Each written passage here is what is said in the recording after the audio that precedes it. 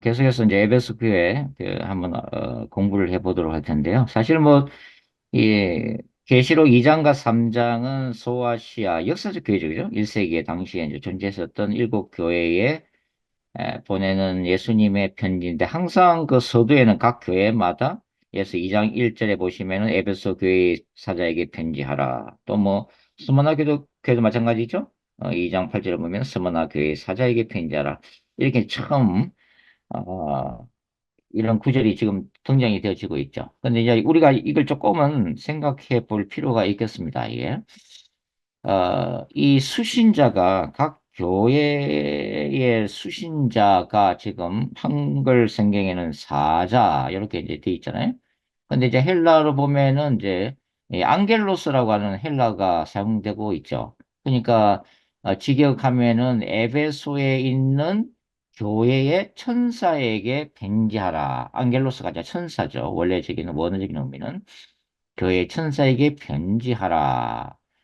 이렇게 기록이 돼 있는데 사실 일반적으로 우리 목사님들 설교할 때는 이 지금 수신자를 각 교회의 어떤 대표자나 대표자인 뭐 당신은 뭐 장로라고 부르기도 하고 또는 감독이라 부르기도 하고 또 조금 시간 지나서 이제 목사라고 하는 어떤 조직적인 직위도 이제 생기게 됩니다만 그런 대표자로 이제 생각을 하고 있죠. 즉, 교회에서 회중들에게 이제 진리를 전하고 이제 가르치는 메신저에게 이렇게 편지하라는 것으로 우리가 이해를 하고 있습니다. 근데 사실 지금 이 천사라고 하는 이 앙겔로스를 인간으로서의 메신저로 이해하는 성경 구절도 있어요. 뭐 예를 들면은 뭐 찾을 필요는 없습니다. 그냥 제가 설명만 드릴게요. 마태복음 뭐 11장 10절 같은 데 보면은 뭐라 되어 있냐면 보라 내가 내 사자를 내 앞에 보내는 이 엥겔로스거든요. 천사. 제가 내 길을 내 앞에서 예비하리라 하신 것이 이 사람에 대한 말씀이니라. 이게 예수님의 오시는 길을 예배했던 세례 요한에 관한 말씀이죠, 이게. 세례 요한. 그런데 이 세례 요한에게 내 사자를 내 앞에 보낸다. 이렇게 돼 있잖아요.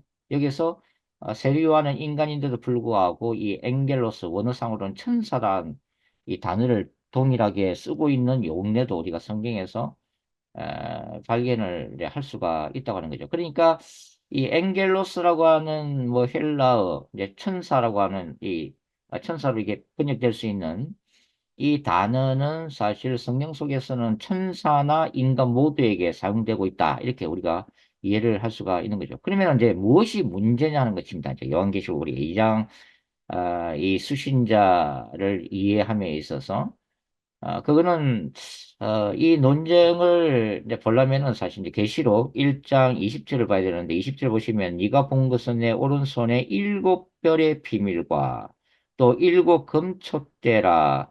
일곱 별은 뭐라고 그랬어요? 일곱 별은 일곱 교회의 사자요. 그랬죠? 그 다음에 일곱 촛대는 일곱 교회니라. 자, 일곱 촛대가 일곱 교회라고 지금 예수님 직접 해석을 해 주시는데 이 부분은 뭐 문제될 게 없는데 일곱 별을 일곱 교회의 사자 엔겔로스로 이제 이렇게 풀어주고 있다고 하는 거죠, 이게. 그러면은 만일에 일곱 별, 일곱 교회의 사자, 이 사자가 천사나 인간에게 사용될 수 있다고 했는데 만일 이것을 이 사자를 인간인 어떤 메신저, 어떤 교회 대표로 생각한다면 거꾸로 그러면은 일곱 교회의 이 사자는 일곱 별이 되는 거죠. 그죠? 거꾸로 얘기하면 왜 일곱 별이 일곱 교회의 사자니까. 근데 이제 여기서 우리가 생각해 봐야 될 게 뭐냐면 그러면 요한계시록에서 이 별이 어떻게 사용되고 있는가를 또 우리가 한번 살펴봐야 돼요. 그래서 단순한 문제가 아니라고 하는 거죠. 요한계시록 전체에서 별은 두 가지로 사용됩니다. 첫 번째는 뭐냐면 말 그대로 우리가 하늘에서 보는 별이에요. 하늘에서 보는 별. 이제 그런 것들이 이 일곱 천사의 그 나팔 재앙 속에서 등장이 되어지고 있거든요. 그죠? 아, 이 별이 맞아 물리적인 별이 이제 나오죠. 그 다음이 초자연적인 존재인 천상의 천사를 의미하기도 합니다. 그래서 여러분들 성경책 가지고 계시니까 빨리 한번 찾아보시면 뭐 요한계시록 9장 1절 같은 데 한번 보세요. 요한계시록 9장 1절 보시면 다섯째 천사가 나팔을 불매 내가 보니 하늘에서 땅에 떨어진 별 하나가 있는데 그가 무저갱의 열쇠를 받았더라. 이 별은 물리적인 별이 아닙니다. 여기서 이 별은 천사예요. 다만 나중에 이제 우리가 구장을 공부할 때 이 천사가 하나님의 천사인가 아니면은 어둠의 천사, 타락한 사탄인가라는 것은 나중에 공부하게 되겠는데 중요한 것은 이 별이 천상적인 존재인 천사를 의미하고 있다 하는 거예요. 그 다음에 요한계시록에서 12장 한번 보시면 12장 4절 보시면 여자와 용에 대한 말씀인데 12장 4절 보시면 그 꼬리가 하늘의 별 3분의 1을 끌어다가 땅에 던지더라. 용이 해산하려는 여자 앞에서 그가 해산하면 그 여자를 삼키고 하더니 쭉 이렇게 얘기가 지속되고 있는데 여기서 하늘의 별 3분의 1을 사탄이 미혹해서 끌어당긴다고 하는 것은 이거는 물리적인 별이 아니라 천사들이에요. 그래서 사탄이 전체 천사들 중에서 3분의 1에 해당되는 천사들을 미혹했다고 하는 거죠. 이게 타락한 어둠의 천사들, 악령들을 의미하고 있다고 하는 것입니다. 그래서 요게 지금 요한계시록 2장과 3장에 나오는 예수 그리스도의 메시지를 받고 있는 각 교회의 대표자로서의 이 사자 엔겔로스를 요한계시록에서는 인간인 메신저, 교회 대표를 암시한다고 하는 어, 구절은 사실 등장하지 않습니다. 그리고 이제 벨이라고 하는 것이 물리적인 별과 천사를 얘기하기 때문에 요한계시록에서는 그러면 당연히 여기서 말하는 이 사자는 말 그대로 이 영적 존재, 천상적인 존재로서의 천사를 의미하는 것으로 이해하는 것이 사실 요한계시록 안에서는 굉장히 건전한 이해라고 하는 거죠. 자, 그러면은 이제 이렇게 만일에 본다면 예를 들어서 2장 1절에 에베소 교회의 사자에게 편지하라. 에베소 교회의 천사에게 편지하라는 그런 의미가 되는데 그러면은 여기서 수신자는 각 교회를 지키는 하나님의 천사가 된다는 결론이 이르게 됩니다. 소위 여기서 뭐가 등장되냐면은 이제 수호 천사론이 지금 대두가 되는 거예요. 수호 천사론. 자, 이게 이제 우리가 이 요한계시록을 비롯한 이 신약 성경이 기록되게 된 그 배경으로서의 그 초대교회 세계관, 그러니까 초대교회 성도들이 어떤 식으로 이 세상을 이해했는가를 우리가 알 수가 있는 그런 부분이기도 한데요. 예를 들면은 뭐 우리가 일일이 찾아서 읽지는 않겠습니다만 제가 설명만 드릴게요. 아니 저 사도행전 12장에 보시면은 어떤 게 기록되어 있냐면 초대 교회에서 박해가 일어나서 야고보가 붙잡혀서 순교를 하게 됩니다. 그리고 이제 베드로가 옥에 갇히게 되죠.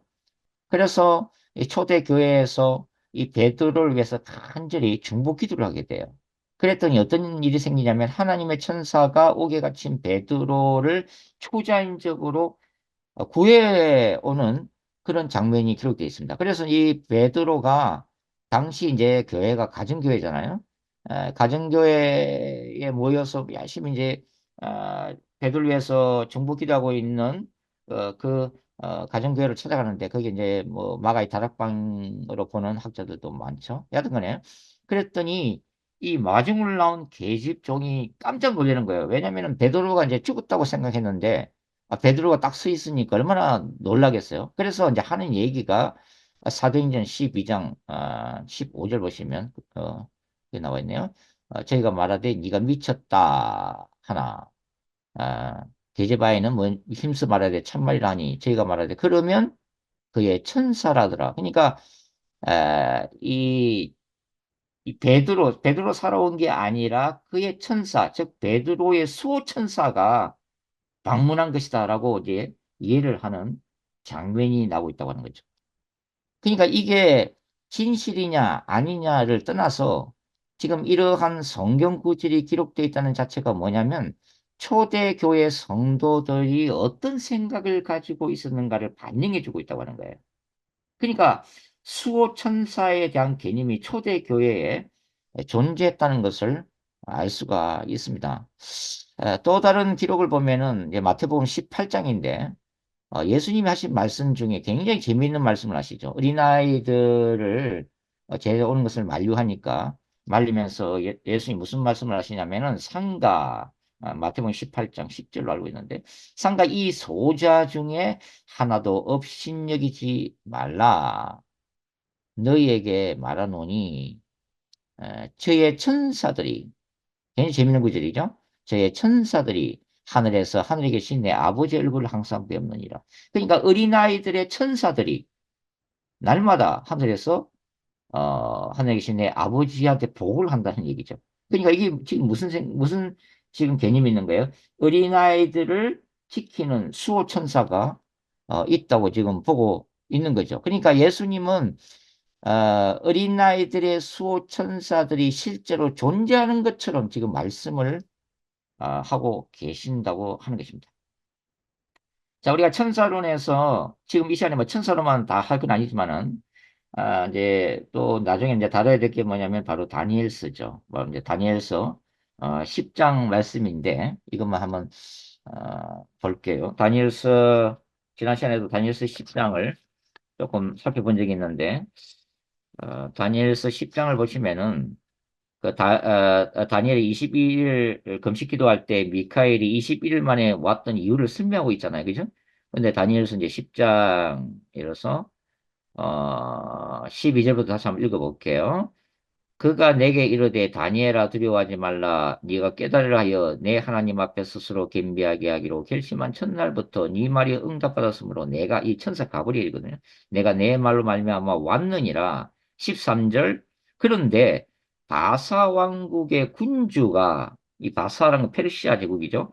페르시아 제국의 군주가 21일 동안 나를 막았다고 되어 있어요. 막았으므로 내가 거기 바사 왕국의 왕들과 함께 머물러 있더니 가장 높은 군주 중 하나인 미카엘이 와서 나를 도와주므로 14절 이제 내가 마지막 날에 이 백성이 당한 일을 내게 깨닫게 하려 왔노라. 지금 이게 무슨 얘기를 하고 있는 거죠? 가브리엘이 이미 다니엘에게 즉각적인 기도의 응답을 가지고 왔지만 21일 동안 길이 막혔다고 하는 거죠. 길이 막혔는데 그 이유가 뭐라고 그랬어요? 페르시아 제국의 군주가 가브리엘을 막았는데 결국은 전쟁을 맡고 있는 천사장 미카엘이 도와줘서 이제 왔다는 거죠. 그래서 21일이 지체됐다 하는 얘기를 지금 하고 있는 거죠. 여기서. 근데 여기서 재밌는 게 뭐냐면 이 페르시아 제국의 군주라고 하는 표현입니다. 페르시아 제국의 군주. 그 다음에 미카엘을 가장 높은 군주 중 하나. 그럼 우리가 딱 생각하는 게, 지금 이 천사들에게 군주라는 명칭을 붙이고 있구나 하는 것을 알 수가 있는 거죠. 근데 이 군주라고 하는 이 단어가 히브리어서는 사르입니다. 사르. 사르의 원래 뜻은 통치자, 지배자, 막 그런 뜻이거든요. 그런데 이 사르가 인간 통치자인 땅의 왕들과는 또 다른 히브리어로 쓰고 있어요. 그러니까 땅의 왕들은 보통은 멜레크, 멜레크, 멜레크라는 단어를 씁니다. 예. 그런데 이 천사들에게는 사르라는 지금 다른 히브리를 지금 사용을 하고 있다고 하는 거죠. 자, 그러면 이 페르시아 왕국의 이 사르 군주가 어떤 존재냐는 거죠. 그것은 페르시아 제국의 배후에 존재하는 높은 계급의 악령들입니다.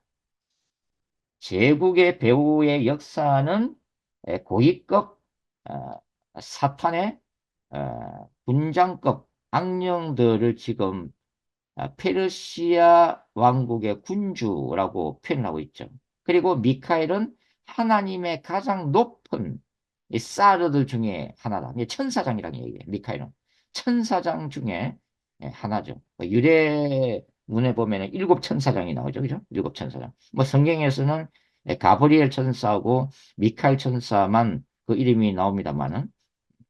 그러니까 지금 이게 지금 다니엘서 10장 10장 13절에서 근데 이게 이제 조금 개혁 성경이 조금 혼동을 일으키는 게 뭐냐면 13절에 그런데 바사 왕국의 군주가 20일 동안 나를 막았으므로 자 가브리엘 천사를 막았단 말이에요. 페르시아 제국의 고위급 악령들이 영적 전쟁이 벌어진 거죠. 하늘에서 내가 거기 바사 왕국의 왕들과 함께 머물러 있더니 이게 조금 부자연스러워요. 이게 이 개혁 성경이 굉장히 조금 부연스럽게 되는데 영어 성경이나 원어 성경을 보면 그게 무슨 의미냐면 페르시아 제국의 사르가 21일 동안 가브리엘 천사를 막았지만 미카엘이 도와줘서 그 결과로 내가 거기 바사 왕국의 왕들과 함께 머물러 있었다.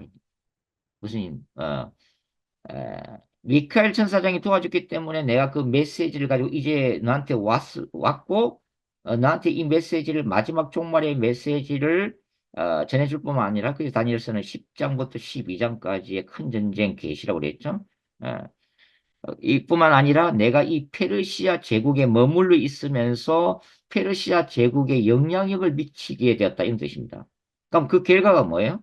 가브리엘 천사가 페르시아 제국의 고레스 왕부터 시작해서 역대 왕들에게 영향을 미친 결과가 뭐죠? 바로 고레스 왕의 칙령, 포로된 이스라엘 백성들을 조우로 돌아가라고 하는 고레스 칙령을 발표하고 그 이후에 페르시아 제국의 왕들, 뭐 아닥사스다라든지 아수에로 왕이라든지 뭐 이런 사람들이 이스라엘에 우호적인 정책을 펼치면서 이 성전 재건을 도와주고 물질적으로 후원해주고 또 느헤미야를 총독으로서 가게 됐을 때 예루살렘 성벽을 쌓도록 지원을 해주고 이런 일련의 페르시아 왕들의 이스라엘 지원 정책이 무엇 때문에 일어났다고 하는 거예요?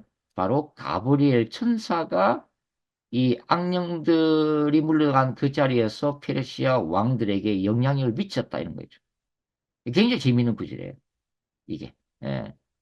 그래서 이런 어떤 세계관, 그러니까 인간 역사에 하나님이 파송하신 천사들이 활동하고 있다 하는 이런 것들을 초대 교회의 세계관을 지금 우리가 읽어낼 수 있는 거죠. 물론 그것은 구약이나 신약이나 이게 마찬가지입니다.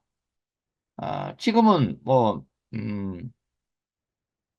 페르시아 제국을 세웠던 이 고레스 왕이 이란 건국의 아버지죠. 그리고 이제 아까 말씀드린 것처럼 역대 페르시아 왕조는 이스라엘의 우호적이었어요. 그게 이제 지나간 말 그대로 이란과 이스라엘의 역사죠.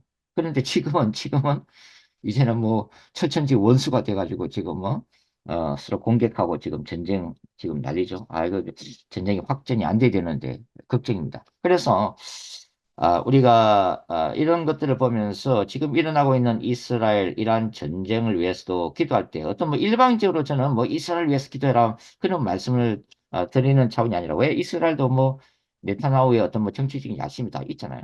근데 그런 게 아니라 하나님께서 이런 강력한 천사들을 보내주셔서 하나님의 뜻이 이스라엘 안에 이루어질 수 있도록 그리고 팔레스틴에 그들도 구원받아야 될 예수님의 복음 안에서 구원받아야 될 무슬림들이잖아요. 그러니까 그 팔레스틴에서도 하나님의 뜻이 이루어질 수 있도록 강력한 천사들을 보내주십시오. 라고 하는 그런 기도도 필요하다고 생각이 됩니다. 여하튼 이런 고대 세계에서나 초대 교회에서까지는 어떤 그 국가의 수호시는 그 국가의 왕과 동일시가 되었다고 하는 거죠. 그냥 우리가 지금까지 많이 이제 공부를 했잖아요. 예? 뭐 바벨론의 최고신 마르두, 아수르의 최고신 아수르, 이집트의 태양신 라, 로마 제국의 수호신 주피터 이런 인간 제국들이 섬겼던 제고신과 그 다음에 그 제국을 다스리는 왕은 동일시되었다. 아이덴티피케이션 됐다는 거죠. 그래서 이 제왕들은 자기 나라 섬기는 그 최고 신의 아들로 자처를 했다고 하는 거죠. 바로 이제 요한계시록이 기록되었던 초대교회도 마찬가지다는 거죠.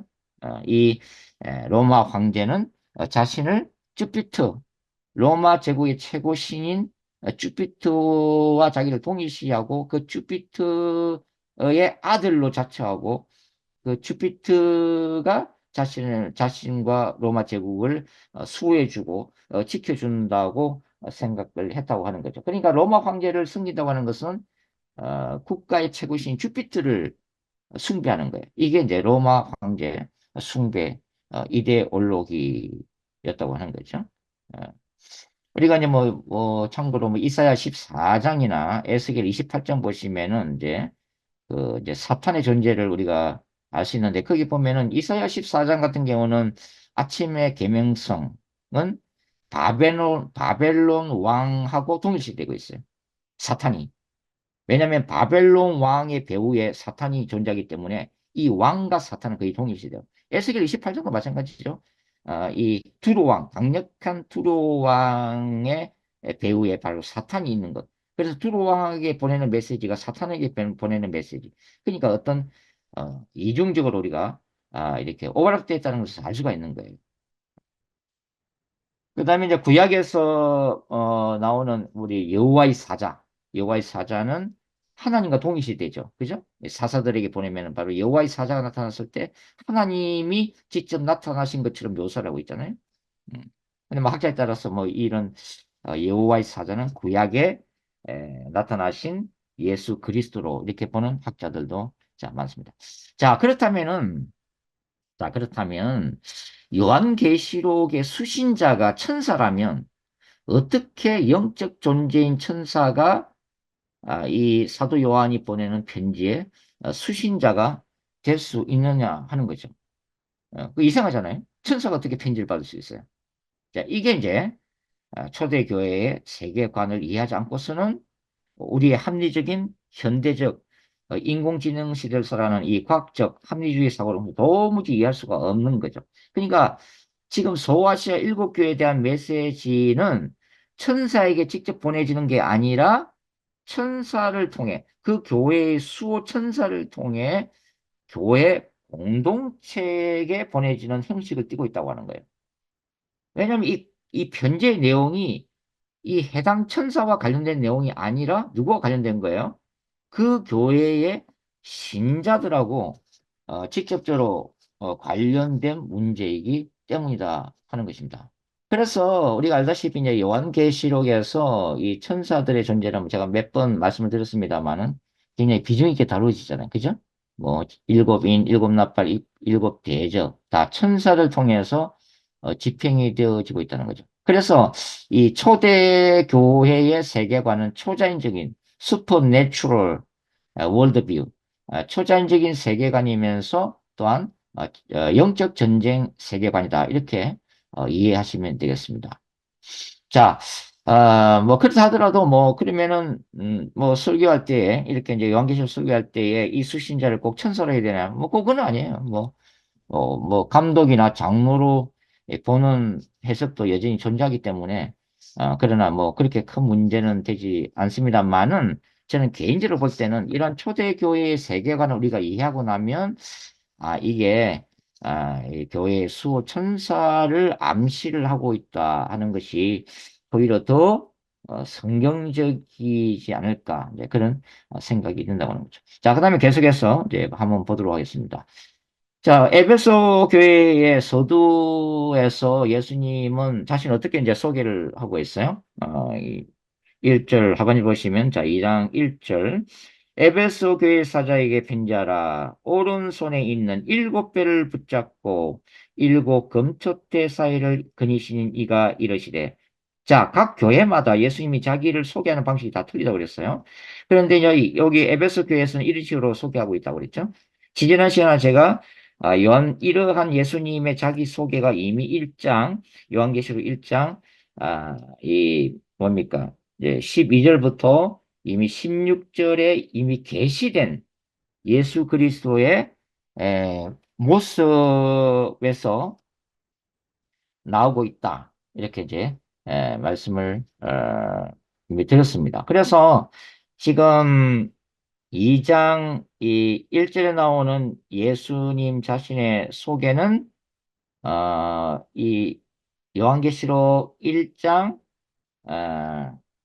12절, 뭐 13절 촛대 사이에 인자 같은 이가 발에 끌리는 옷을 입고 가슴에 금띠를 띠고 에, 이 구절하고 그 다음에 20절 네가 본 것은 내 오른손에 일곱 별의 비밀과 또 일곱 금촛대라.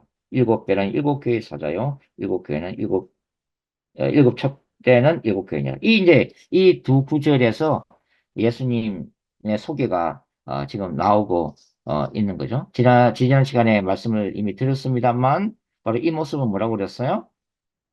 제사장으로서 예수 그리스도, 그리고 왕권을 가지신 예수 그리스도의 모습이다라고 말씀을 드렸습니다. 그래서 일곱 교회를 붙들고 계시는 예수 그리스도, 뭐 7이라는 숫자는 완전수 7이라고 제가 이미 수비학에서 말씀을 드렸습니다만은 또 이 7이라는 것이 요한계시록에서 또 하나 우리가 이제 기억해야 될 게 이제 뭐냐면 바로 로마 제국을 암시하는데도 이 7이라는 숫자가 사용되고 있다는 것. 그것은 뭐냐면 로마 제국의 수도인 그 롬이 왜냐하면 일곱 개의 언덕 위에 세졌기 때문이죠. 이거는 이제 로마 건국 신화에 나오죠.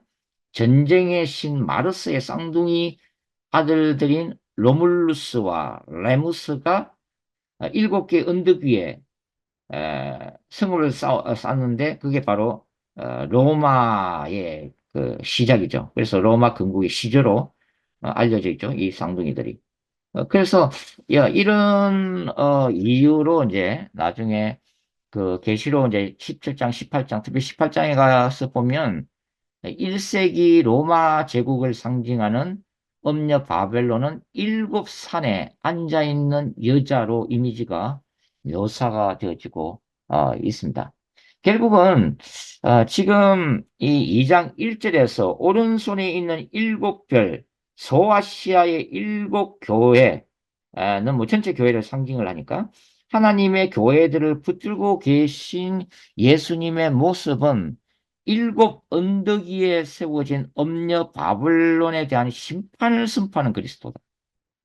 하나님의 교회는 환난 가운데서도 주님이 붙들고 보호를 하시지만 일곱 언덕 위에 세워진 로마 제국은 반드시 심판을 받을 것이다 하는 메시지를 주고 있다고 하는 것입니다.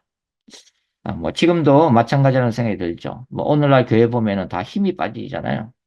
뭐 신학교도 무너지고 있고, 교회들은 약해지고 있고, 세상으로부터 또 인정을 못 받고 있고, 개척교회들은 정말 뭐, 자립하지 못해서 어떻게 할 바를, 방법을 찾지 못하고 있고. 그래서 제가 듣기로는 이제 뭐, 한국의 경기도에 있는 개척교회 목사님들은 뭐, 이제 운전까지 해야 생계를 이어갈 수 있는 그런 상황 속에, 있다고 하는 것이 냉엄한 현실이죠. 그러니까 그 옛날 정말 영적 부흥을 이끌었던 하나님의 교회, 그리고 세상의 선지자적인 메시지를 던지면서 죄로부터 세상을 질책하고 인도했던 그런 선지자로서의 교회 이미지는 지금 완전히 이제 사라졌다고 하는 거죠.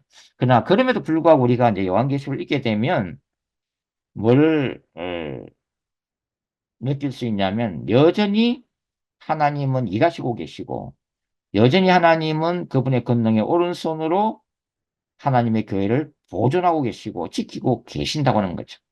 그래서 때가 되면 부흥의 불은 다시 타오르게 될 거다 하는 거죠.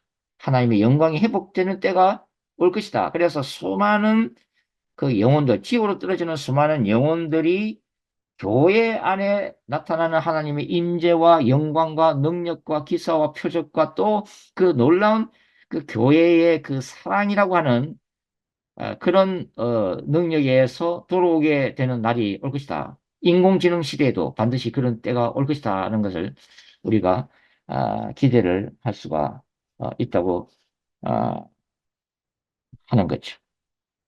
자, 그래서 어, 요한은 이 에베소에 보내는 편지에서 예수님의 이미지를 1절에서 이해하고 소개를 하고 그다음에 2절부터는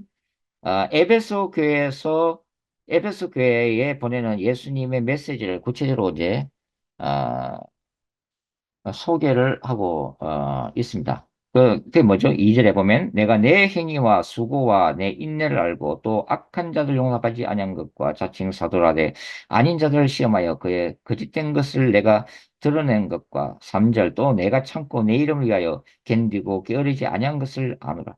우리가 이제 기본적으로 이 교회 메시지를 이해할 때에 소아시아 일곱 교회들은 크게 두 가지의 어떤 공격의 측면에 있다는 것을 우리가 기본적으로 이해할 필요가 있습니다. 첫 번째는 로마 제국으로부터의 외부적인 박해.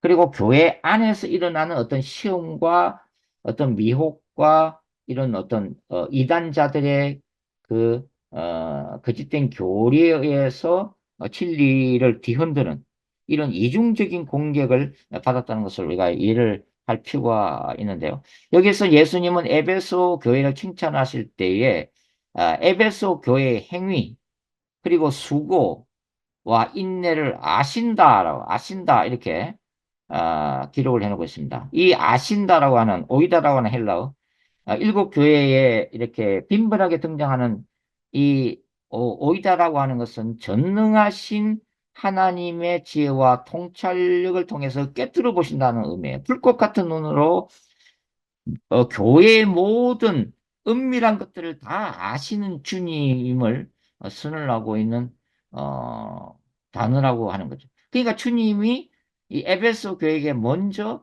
내가 너의 행위와 그 수고와 인내를 안다. 이미 알고 있다. 이렇게 말씀을 하고 있다고 하는 거죠. 이게 굉장히 큰 위로가 된다고 하는 것입니다. 물론 교회마다 잘하는 점도 있고 못한 점도 있고 뭐 책망을 받기도 하고 칭찬도 받기도 하지만 기본적으로 요한계시록은 일곱 교회에게 용기와 격려와 위로를 주기 위한 목적이라고 하는 거죠. 이게 주님이 우리의 상황을 잘 아신다. 사람들은 우리를 이해하지 못하고 오해하고 해도 주님만은 불꽃 같은 눈으로 우리의 마음과 우리의 눈물을 보고 계신다는 데서 1세기 신자들도 큰 위로를 받았을 거라고 하는 거죠. 그래서 이 에베소에게 보내는 이 칭찬에서 이 행함이 있는 수고 그리고 믿음으로 물러서지 않고 자신의 자리를 방했던 인내 이게 에베소 교회의 장점이자 영적 특징이라는 것을 우리가 알 수가 있습니다. 2절에서. 그러니까 이런 에베소 교회의 수고나 인내라고 하는 것은 지지난 시간에 제가 서두에서 말씀을 드렸던 에베소 교회가 처해 있었던 그 삶의 자리, 사회 문화적인 상황에서 이해될 수 있는 단어들이에요.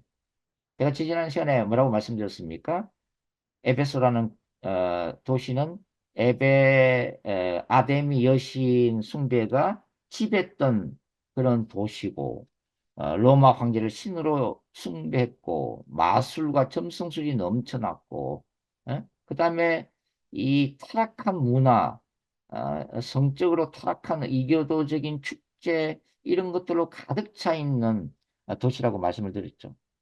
그것이 일상적인 하나의 문화로서 자리 잡고 있는 도시에서 그것과 완전히 구별되는 예수님 안에서의 그 거룩함을 지켜나가는, 믿음을 지켜나가는, 또 박해를 또 받았기 때문에 또 믿음을 지키기 위해서는 목숨까지 버려야만 했던 이 상황이 결코 쉽지 않는 그런 상황이었다는 것을 우리가 어, 이해를 할 필요가 있죠. 이런 악한 문화와 어떤 시대 정신 속에서 에베소 신자들이 신앙생활을 하고 삶을 살아갔던 그 자체가 말 그대로 뭐예요? 악한 정사와 권세들을 대적하는 거룩한 전쟁이었다고 하는 거죠. 그것이 이제 에베소 6장에 바로 뭡니까?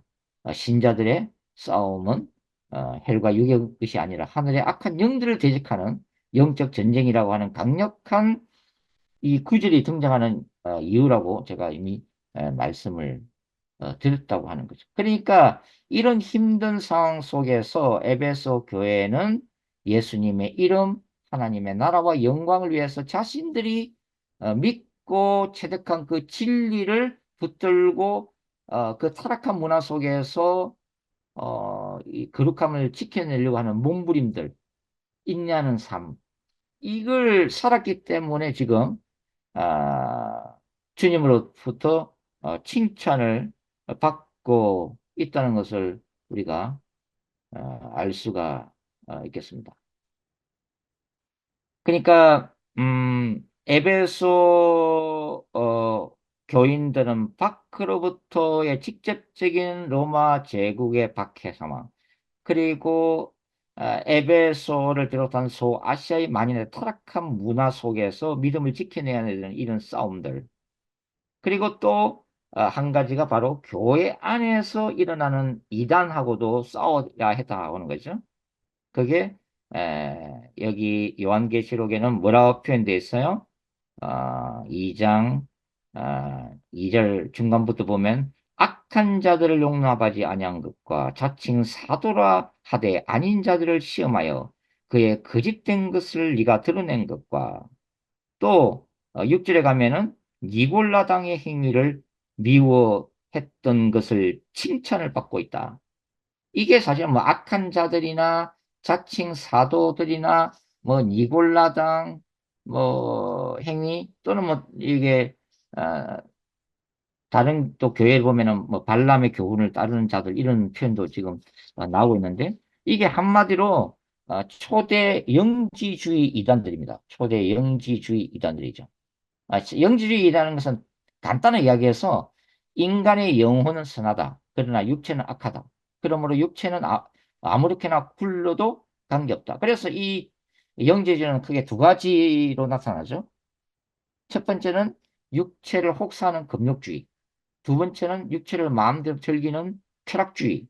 이 두 가지 양상으로 영지주의가 들어오는데 교회 안에서도 이제 그런 가르침이 이제 늘어났다고 하는 거예요, 이게.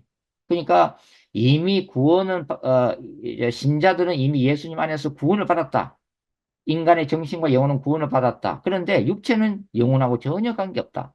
그러니까 이미 영혼은 구원을 받았기 때문에 여러분들이 육체를 이렇게 쾌락에 내줘도 이 구원과는 전혀 관계없다. 이런 식으로 이제 미혹이 들어왔다고 하는 거죠.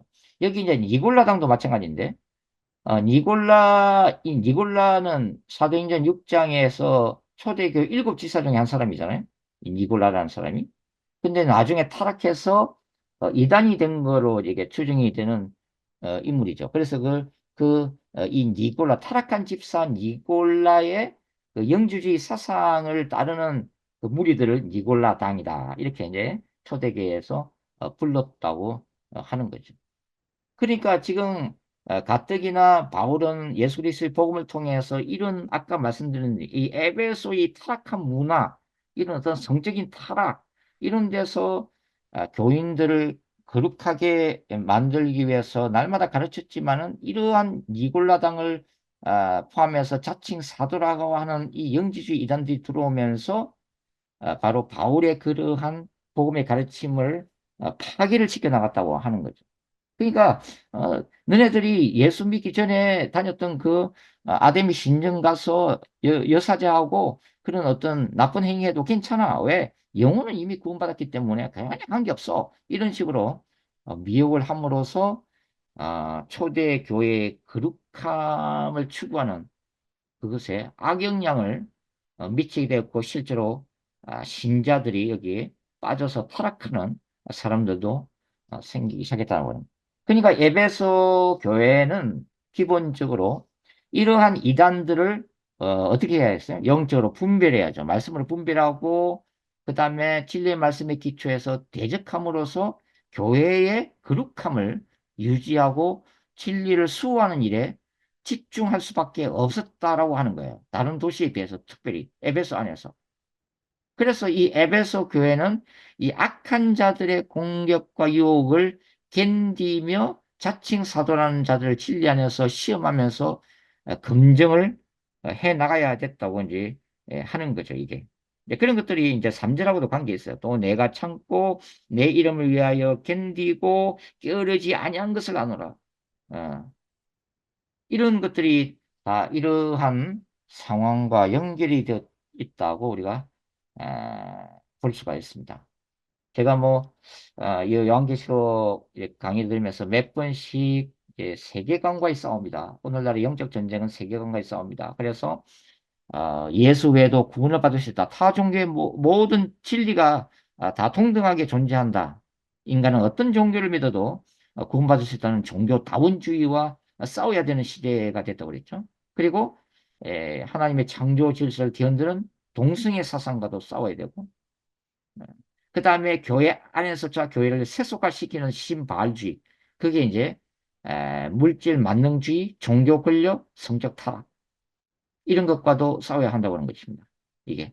근데 이게 나하고 관계없는 싸움이 아니에요. 오늘 많은 교회들 보면은 벌써 이런 어떤 것은 우리 얼마든지 찾아볼 수가 있잖아요. 뭐 찬양단이나 또 성가대 대원들 사이에서 일어나는 불미스러운 사건들도 많고 성적인 이런 사건들도 많고 또 때로는 또 목사님이 또 이렇게 종교 권력을 휘둘러서 자신을 우상화하는 교회들도 또 한 번씩 있고 여하튼 어, 이런 교회 공동체의 세속화와 싸워야 되는 전쟁, 그것이 바로 오늘날도 우리가 수행해야 될 무슨 전쟁이라고 말씀드렸습니까? 종말론적인 거룩한 전쟁이다 라고 말씀을 드렸습니다. 자, 이게 지금 에베소 교회가 주님으로부터 이제 칭찬을 받은 부분인데, 이제 책망을 받는 부분이 나오잖아요. 그죠?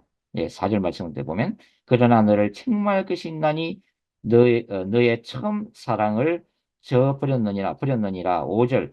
그러므로 어디서 떨어졌는지를 생각하고 회개하여 처음 행위를 가져라. 만일 그리하지 아니하고 회개치 아니하면 내가 내게 가서 내 촛대를 그 자리에서 옮기리라. 자, 에베소 교회가 다른 교회에 비해서 그 처한 상황 속에서 칭찬받았던 그게 바로 영분별과 진리를 세우고 가르치던 바로 그런 내용이죠. 그런데 중요한 것은 뭐냐면 이 이단 분별하고 진리를 세우는 과정 중에서 강력한 영적 전쟁을 하면서 이 지성적으로나 또 영분별의 칼은 날카롭게 번뜩이고 있었지만 어느새 자신은 모르는 사이에 가슴 속에 간직했던 그 영혼들과 또 같이 신앙생활하는 신자들 향한 뜨거운 사랑의 불꽃이 냉랭하게 식어가기 시작했다고 하는 거죠. 이게. 교회 안의 사랑이 식어졌다고 하는 것은 예수 그리스도를 향한 진정한 사랑이 사라지게 되었다. 그러니까 결국은 교회 안에서는 진리만을 위한 날카로운 비판과 정죄만이 남게 된다는 거죠. 용서가 없다고 하는 거예요. 예? 그죠? 진리를 너무 강조하고 너무 이단 색출을 강조하다 보니까 어떻게 됐어요? 결국 비판에 또 어, 날선 금을 들게 되면서 결국은 이게 이해하기보다는 정죄하기 시작하고 조금만 잘못하면 비판하기 시작하고 이단시하고 그러면서 교회 공동체에 사랑이 식어지면서 냉랭한 그런 상황으로 바뀌어갔다는 것을 우리가 알 수가 있습니다. 그래서 예수님이 다시 이것을 지금 지적하고 계신 거예요. 뭐든지 극단적이 되면은 늘 문제가 생기는 거죠. 진리를 추구하면서도 사랑을 간직할 수 있는 교회. 사랑하면서도 말씀의 진리 위에서 올바른 사랑을 할 수 있는 교회. 그래서 사랑과 진리, 진리와 사랑이라고 하는 것은 어느 쪽에 치우침이 없이 균형을 이룰 때에 교회가 건강하게 자라날 수 있다고 하는 것입니다. 여기서 예수님은 어디서 떨어졌는지를 네가 생각을 해야 된다. 어디서 떨어졌는지를 생각해야 된다. 이것은 과거의 역사를 기억하라는 거예요. 계속해서 기억을 해내야 된다는 거예요. 그리고서 회개하라 할 때는 즉각적으로 회개하라는 부정과거형을 쓰고 있습니다. 즉각적인 회개, 즉각적인 회개. 과거를 기억하는 것은 현재예요. 계속해서 네가 계속 생각하고 생각해야 된다는 거예요. 그러나 그것을 알았으면은 회개는 즉각적으로 해야 된다. 부정과거형이에요. 그리고 그것을 바로 행해야 된다. 역시 부정과거형. 그래서 즉각적인 해결을 촉구하고 계시면서 회개하지 아니하면 내가 내게 가서 네 촛대를 그 자리에서 옮기리. 촛대를 그 자리에서 옮긴다 했을 때 이 에베소 교회의 신자들이나 1세기 소아시아 일곱 교회는 이 말씀이 무슨 말씀인지를 정확히 이해를 했습니다. 바로 그게 주 70년 예루살렘 성전이 멸망되고 난 다음에 그 로마 군대가 한 10만 명의 유대인들을 끌고서 본국으로 포로 끌고 가죠. 그래서 이제 콜로세움 건축 작업에다가 주로 투입을 하게 되는데 그때 가져갔던 게 바로 성전에서의 메노라 일곱 금초대. 일곱 금초대도 탈취해서 로마로 가져가게 됩니다. 촛대 예루살렘 성전에 있어야 될 촛대가 로마 군대에서 로마로 어, 옮겨지는 예루살렘의 멸망 사건을 단적으로 보여주고 있는. 그래서 내가 네게 가서 네 촛대를 그 자리에서 옮기랬을 때 교인들은 바로 아, 예루살렘 성전의 메노라가 로마로 촛대가 옮겨진 사건을 다시 리마인드 기억을 하면서 두려워했다고 하는 거죠. 그러니까 교회가 교회 때문에 그런 부분들을 어떤 권세를 하나님이 가져가시겠다. 즉 교회에 대한 심판입니다. 심판. 교회에 대한 심판이죠.